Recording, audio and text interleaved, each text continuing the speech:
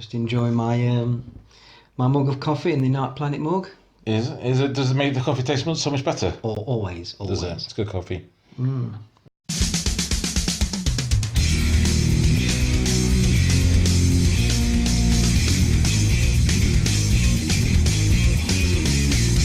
Ask Andrew. Ask Andrew. Right. Right then, on with the show. Yes, and welcome to Ask Andrew. A few technical issues, because we do apologise for the delay. As I said, there was a few technical issues, weren't there? There was, unfortunately. Yeah, I didn't record ourselves on the interview. Sorry. Or the beginning bit with Andrew as well. So, Johnny, where's Andrew? Good point. Well, he's not here, but he is. He is? In a way. Wow. So we're going to have to improvise and somehow mash it all together, you know.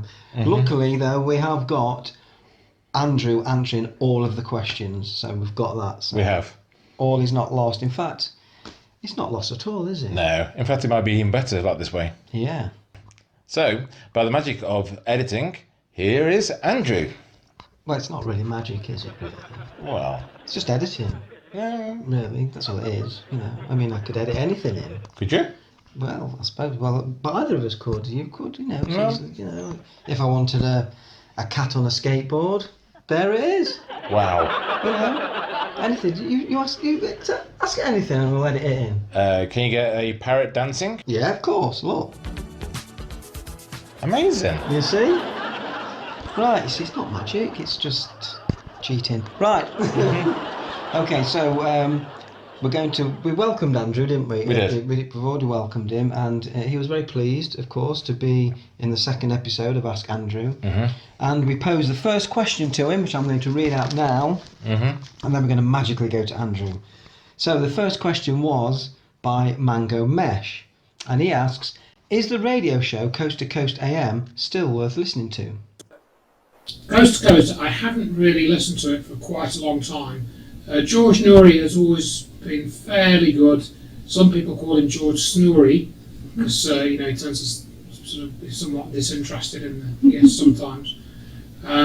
He has, of course, interviewed Dr. Judy Wood 2 or 3 times now, so that obviously gives him a fair good number of points in my book. He has at least interviewed her and not been nasty about her, even if he doesn't seem to quite get the significance of what she said. But as regards recent Coast to Coast, I'm not a good person to ask. So you can download it through an affiliate sometimes rather than getting a subscription. If you look at CJOB Toronto, they used to have a downloadable archive of shows which meant you didn't. If you went within 7 days of a show, you could download it through their affiliate links. But I don't know that was a few years ago now since I looked at that even. So don't know really is the honest answer. Okie dokie. Hope that helped, Mango Mash. Very good, thank you, Andrew. Thank you for that answer. Yep. And Andy Young asks, Andrew. We know Andy, don't we, Andy? We know Andy, yeah, Andrew. And we know Andy Young, yes. I know Andy Young. Yeah, you know Andy Young as well? Yeah. He's a good guy. He's a really nice guy. Yeah. We know Andy Hello, Young. Andy. Hello, Andy.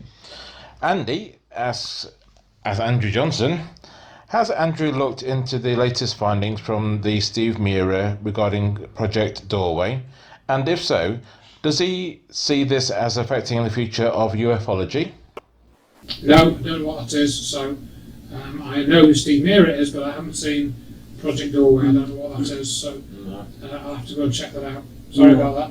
I've not seen a lot of Steve. I know he connects paranormal and UFO things together, but I don't know. I don't know. I mean, Steve has been involved with this kind of this Awakenings conference, and the guy that's behind all of those seems to be this Vitaly Safarov. So I haven't really spoken much to Steve, although he's always been very nice to me. I haven't spoken to him recently. I was a bit basically been trying to be less cryptic.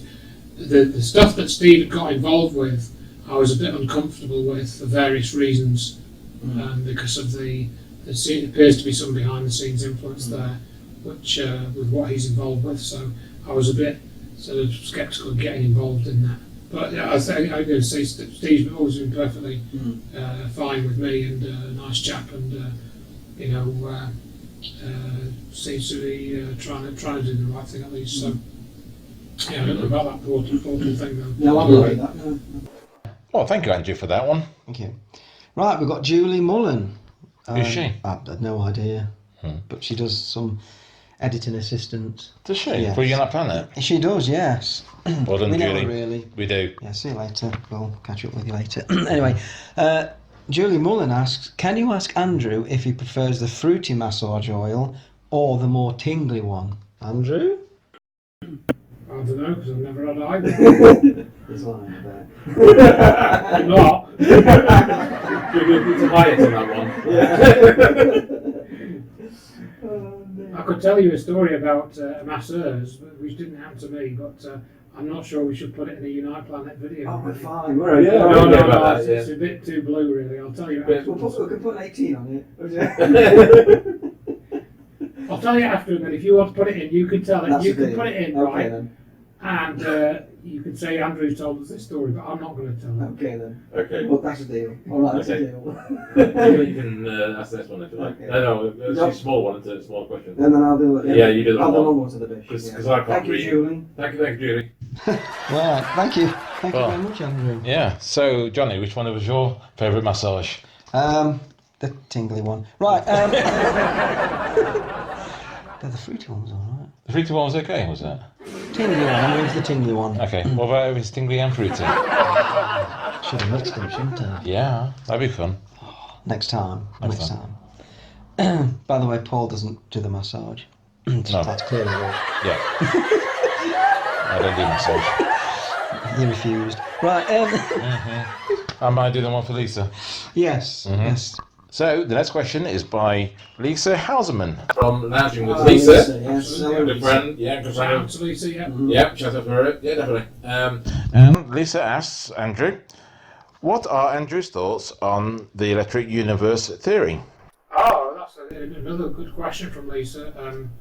As always, she does send me very good questions, and always enjoy her correspondence. The electric universe, I've got a little bit about that on my website, spread out quite a bit, but very interesting. They've done a lot of good research. I think been going on for over 20 years now. Walt Thornhill and David Talbot are the kind of main guys, although there's people like Donald Scott and a couple of other people whose names I can't remember off the top of my head. Ben is another one that's done some videos. And they basically suggest that the cosmos is shaped more by electrical forces than gravitational forces, which is the sort of standard accepted model in the rest of cosmology. And they point out various phenomena, the way that the sun interacts with other planets, the way that comets work, and they say that comets are not really to do with heat phenomena, they're to do with electrical phenomena. And the cometary tail is not really created because just because of the heating effect on water, and it's not always just water ice. You can actually get plasma effects that are created, and that's what some cometary tails are, the plasma effects. And they have lots of stuff like that, and they also have started to talk about the connection between electricity and gravity, and some of what they put in there is also very interesting. And I was talking to a chap called Frederick Nygaard over a period of probably a couple of years, because he and I had shared this interest in the idea that the Earth has expanded. And I can't remember, we've done a video on the Earth expansion stuff or not, I honestly can't remember. But it might be one for a future. And Frederick Nygaard was living in Portugal, and he'd looked at this idea of the Earth expanding. And I looked at this as well a few years ago, based on the research of people like Dr. James Maxwell and S. Warren Carey, and also Neil Adams got involved, although he's not a scientist. So we get this idea of the Earth expanding, but we wondered if the Earth was also a shell, not exactly hollow, because it was gas filled. So we'll come back. Huh? So we'll come back. No, it's the dog. Hey. Hello. It's alright. Alright. Hello. Yeah. Doesn't even want to buy a dog. Right. Looking at a bit of We that. can- It's we a can- bit for Yeah, exactly. Yeah.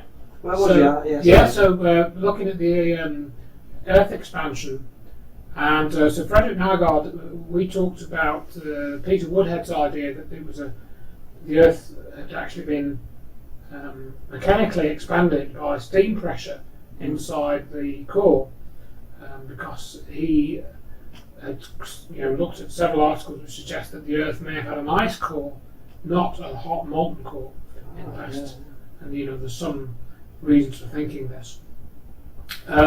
So I'm digressing a bit here to answer this question, but Frederick Nygaard then took the Peter Woodhead theory and suggested how the Earth might have, formed in this way, and that's when he joined it with the electric universe stuff. And he suggested that gravity had changed on the Earth, because one of the key sort of fundamental things is, if you look at the dinosaurs and similar creatures that were alive at the same time, many of them are on a different scale. They're much bigger than they would be today. The dinosaurs were much bigger than any land animal today. And so if you look at the mechanics of that, look at, for example, how they could breathe and how they could have blood circulating in their head, a Brontosaurus, for example, its heart couldn't possibly have been big enough to fit inside its body such that it would have pumped the blood up to the head. So the conclusion you come to, and that's just a very quick run through, was that the gravity on Earth must have been a lot lower when the dinosaurs existed. So you then need to come up with an explanation for why we had a lower force of gravity, 300 odd million years ago, earlier. And that's where you get into this idea of the Earth expanding, and this expansion creates a different electrical field around the planet, and it's the electrical field which actually affects the force of gravity, not just the mass. It's like the combination of the two. And the electric universe, there's a presentation which Wallace Thornhill did where he talked about something that Frederick Nygaard brought to my attention, which was an article published on NASA's website about one of the Jupiter probes, which I think was the June. I can't remember the name of the probe now, but it's fairly recent. It was from about 2015, and they had this article with a heading which said Jupiter's large and diffuse core, a large and diffuse core. So, what does that mean? If you have a diffuse core, it means you don't really have a core, doesn't it? So, core is something that's, sort of solid and clumped together. Really, that's the definition of a core. So, how can you have a large and diffuse core? So, this Frederick took to suggest that NASA were actually admitting that Jupiter's core is actually hollow. It's not a solid mass of, because from measurements that have been made by this probe. Frederick made this observation, and we had a discussion about that. And I think it was around that same time. I think Frederick had posted a short article on his blog or on his website, and Frederick and I did about an hour or half an hour sort of podcast about it. But then Wallace Thornhill, who was one of the main EU proponents, he was talking about exactly the same thing. And it appeared, to us at least, that he'd actually picked up on what Frederick had said and put it into his PowerPoint presentation. This was like a couple of weeks or a month later or something, around about the same time. So we wondered, we weren't accusing Wallace Thornhill of taking the ideas, but we wondered if he looked at Frederick's paper, either on Frederick's blog or on my website or both, and taken some of those ideas and put it in his presentation. The Electric Universe guys, they work from Velikovsky's. That was what inspired Walt Thornhill's Velikovsky's books. And Velikovsky, I think, documented certain phenomena within the solar system which appear to be based on, appears to be the result of big electrical discharges. Like you imagine lightning, which is an electrical discharge of plasma discharge through plasma effect. So it creates a plasma when lightning discharges. You imagine lightning discharging between two planets. That's what you guys talk a lot about. They, for example, suggest that Valles Marineris on Mars, which is deeper than Grand Canyon, I think it's about 3 times deeper than the Grand Canyon and 5 times as wide. They suggest that that's essentially been gouged out of the surface of Mars by a gigantic, electrical discharge, which happened when I think Mars and Venus and Saturn were all very close together in the solar system. So they argue that the solar system formed in a very much different way to what mainstream claims. And they also suggest that some of what happened in the solar system is described in living memory, from ancient cultures where Saturn was in a different place in the sky, and it used to be like another sun, and it shone, and then it was moving through the sky, and Venus was then, I think Velikovsky, if I get this right, suggests that Venus was actually originally a comet, and it came out of Jupiter's atmosphere. Venus was originally part of Jupiter, and it was actually became somehow detached. And it's all down to this interplay of electrical forces and this sort of thing. And I think it's got a lot going for it. And the conferences, if you're into this sort of thing, are very interesting. They're well organised. The speakers are good. The lectures that they give, maybe like 45 minutes, half an hour, all a good length. You can watch them in one sitting, and get a lot of good information. Most of them are qualified scientists in some discipline. They often might be, say, for example, a doctor of biology, but they're talking about physics. So they're still scientists, but they may not be talking about their main discipline, but they are scientifically trained. So most of the lectures are like that, very good, very interesting. I find them very interesting. But again, as I'm sounding like a scratched record, a stuck record, they don't, for example, talk about 9/11. And I've come to the conclusion that yes, the Electric Universe guys, I think they've got a lot of stuff right. And looking at stuff, for example, that Bob Green here has been talking to me about a lot, Martin Fleischmann Memorial Project. If you look at what he's been talking about there, he mentions the Electric Universe. He also mentions this Sapphire Project, which they've had presentations about the Sapphire Project in the Electric Universe events. Montgomery Childs, I think is his name. He's one of the main experimenters where they've got a fairly well-funded project. They've got a plasma chamber, and they've got it set up with various expensive sensors and monitoring equipment. And they've detected some very unusual phenomena within their chamber. The things, plasma behaving like it shouldn't, effects charge building up like it shouldn't, all kinds of stuff. Light phenomena which shouldn't be there, and this sort of thing. And so they talked at the EU.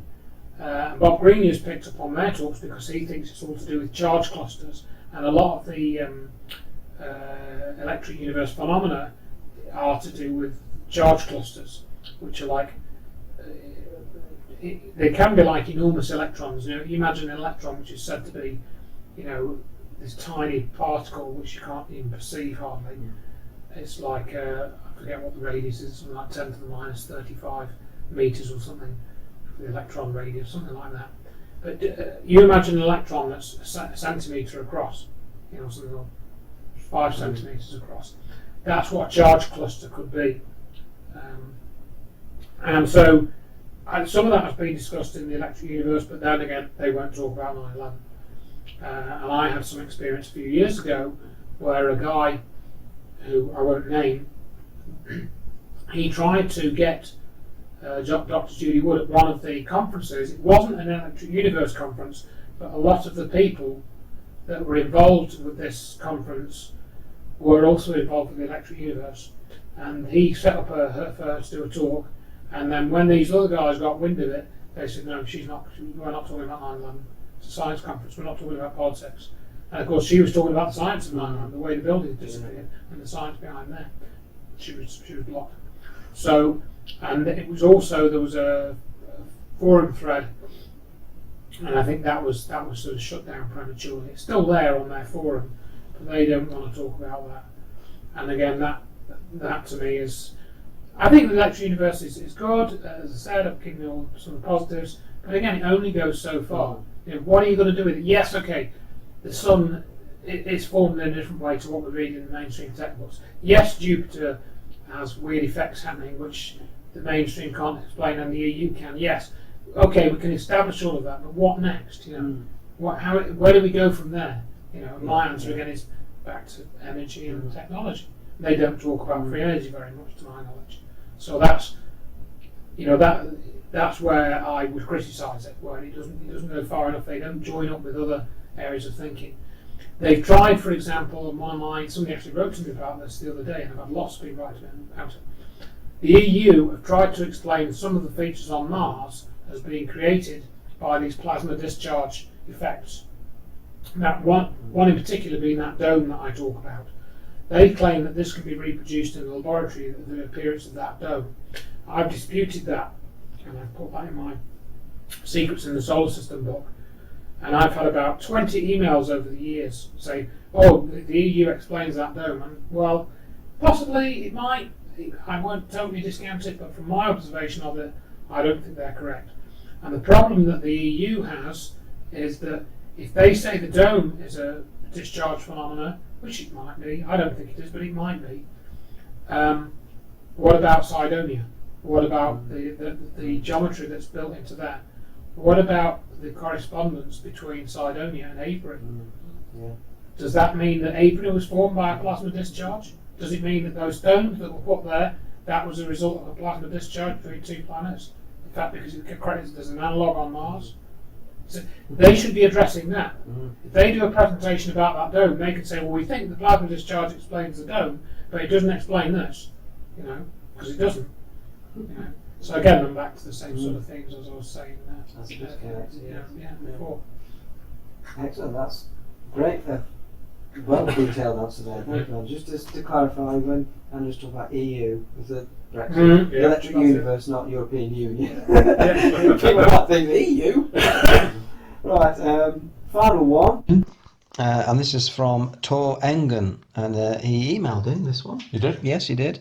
And he asks, how can we present the truth about the Star Child skull as the out of Africa theory is less valid and scientists are not willing to accept other ideas, as court documents prove that companies such as Monsanto have brought scientists in to forward their narrative? Yes, that's true. So how can we get past these big obstacles to present the truth about the Star Child skull? Very interesting. Andrew, what's your take on that? Yeah, that's a sort of ultimate question, really, isn't it? Because my honest answer is you can only do what you can do in terms of sharing the information from what you consider to be legitimate sources. So check the sources, try and verify as much as you can, share that information, whether it be about Star Child skull or the UFO stuff that we've been talking about, or electric universe even. But I think there is this resistance, or no, there's this resistance. No, think about it. And it's endemic, it's cultural, it's built into the way the academic system works. And I don't know a way around it. I've for example, just taking the example of what we were talking about a couple of minutes ago, Mars Dome. I sent that to 42 geologists in 2004, and I had 3 responses. And only one of whom actually had a sort of vaguely meaningful dialogue, but then he just ran away from it, and he wished me luck, and he was the geologist. And it's the same with the Star Child skull. Lloyd Pye encountered that. You take, for example, the Bigfoot evidence, and there's a lady called Dr. Melba Ketchum, who's actually apparently tested hair, and had DNA from samples either from the hair or tissue or from an alleged Bigfoot, and she apparently has found that is anomalous DNA, it's not human, but she can't get that properly. She's tried to get stuff published in mainstream journals, and I think she got past one review or something. People can correct me on this, but it was thrown out. And on this sort of theme, actually, it just reminded me. The question has reminded me of something which I think is relevant to this. I recently read Michael Cremo's book, Forbidden Archeology, and it's a long book. But what he illustrated in there is back in the 1930s, there were 2 fields of research which were important and have become kind of the mainstays now. And one was the research into the Big Bang Theory, and the other was the research into human evolution, human origins. Because early in the sort of 1900s, they were still trying to get more and more evidence about humans having evolved from apes, and stuff. That had been going on for probably about at least 50 years by then. And then the Big Bang Theory was being put forward, and they needed to build telescopes to look at more distant galaxies to measure redshifts and stuff. And many projects in both those two areas were funded by the Rockefeller Foundation. So I thought, that's interesting. And also, he points out that the National Geographic magazine didn't really bother with things like human evolution. They didn't really bother with things like that until around the same time, 1930s, 1940s, 1950s, was when National Geographic in the US started publishing stuff about human origins and evolution. So they've become these pillars of the established thinking.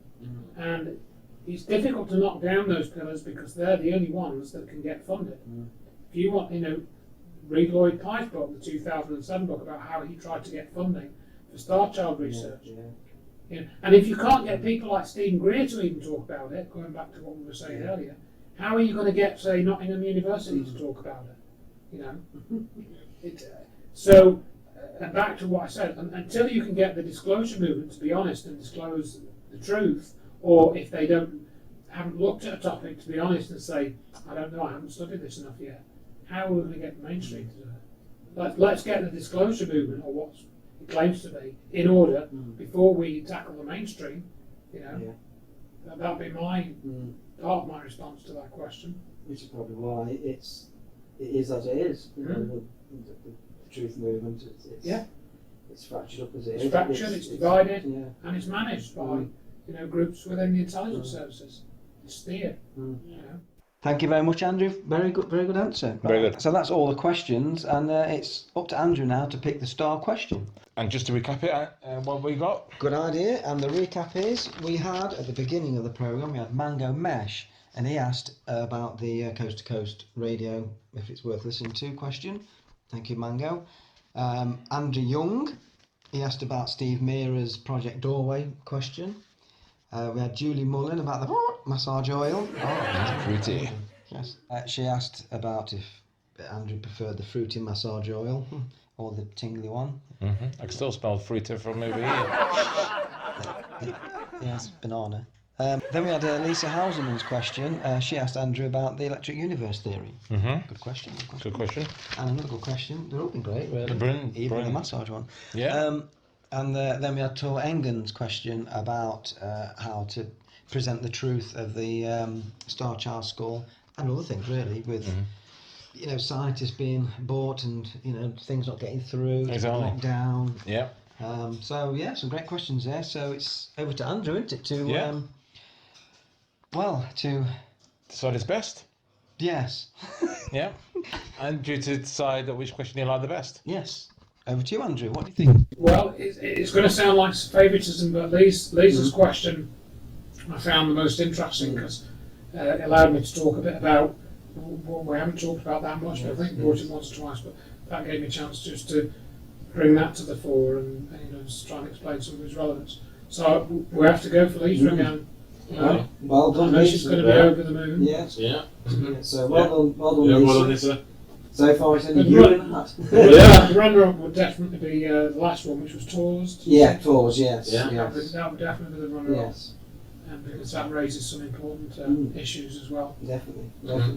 So some great questions there. Well answered again. Yes, thank you very much for compiling those. And Yes. to those that sent them in. Yes, thank you very much. you, everybody. Keep them coming in. Yeah. And that's a great episode of Ask Andrew. Yeah. Well, I hope you enjoyed that Ask Andrew episode number 2. And well done, Lisa, for the star question again. Yeah. Again, she's double in the hat, so She is, yeah. she's doing well. Plus also there was a close second actually, so we'll put that one into the hat as well actually. That's very true. Yes, we'll be generous. We are generous. We are very generous. And I'll be honest with you, the people that asked questions for Andrew on episode 1 have not yet got the pens, and I apologise about that, but there is issues with pens. We're running out of ink. Yeah, we're going to refill them, and then send them straight out. We're not forgotten. We're not like that. Are we? No, we're not like that. We're just very slow. Yeah. Very special.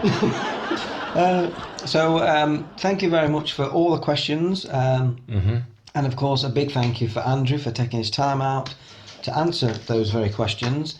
And keep them rolling in. Keep the questions coming in. Because episode number 3 will be out, I'm thinking, this year. Well, we're hoping to, because we want more people in the draw than Lisa. If Lisa wins third time, we'll have to give the prize to Lisa. I think we still have to give it to Lisa, yeah. But yeah, we need more questions. And I think for the next one, this is just me throwing it out now, we can probably have 2 people in the hat to get more people in. So the top 2 we'll have the top 1 going in twice. Ooh, nice one. And then the second one going in once. So so you know. Yeah, so all to play for. So if Lisa gets top 1, she's 4 in, then you know, but you never know. Never know. You never know. So keep them, all the questions coming in. Even you, Lisa, keep them coming in. Yeah, definitely. You know, you're still more than welcome. I know you're winning by a mile at the moment, but keep them coming in. Yeah. Because there've been some great questions, haven't there? There have been some brilliant questions so far. Yeah. I've learned a lot.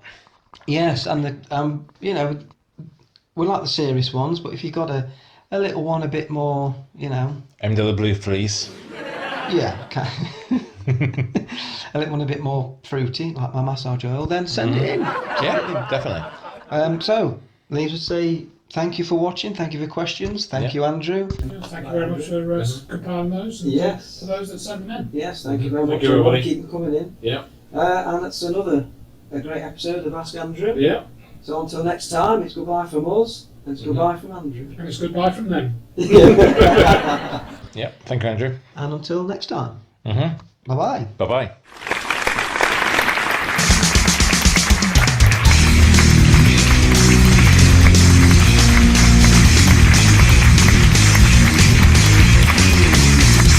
Ask Andrew.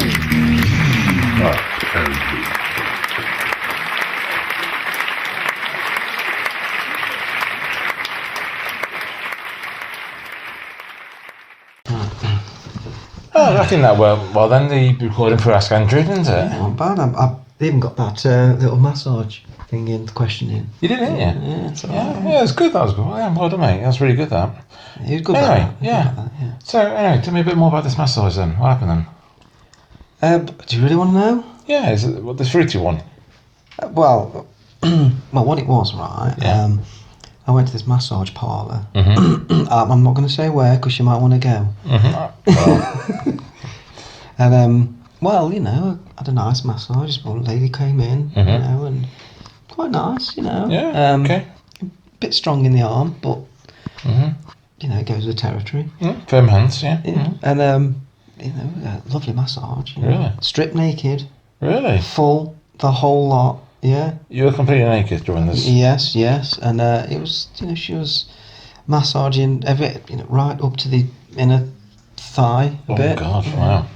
And then the thing is, afterwards, you know, when she got there, she says, you know, she could see I was kind of aroused, you know. Yeah. So she says, you know, do you want to have a, you know, a Sherman tank? You know what I mean? Yeah. A Sherman tank. Say no more. Yeah, say no more. So I was like, yeah, of course, yeah. Okay. So then what happened? Well, she left the room, left me to it. Oh no, that's terrible. Oh, Johnny, look. Oh. It's recording, hang on.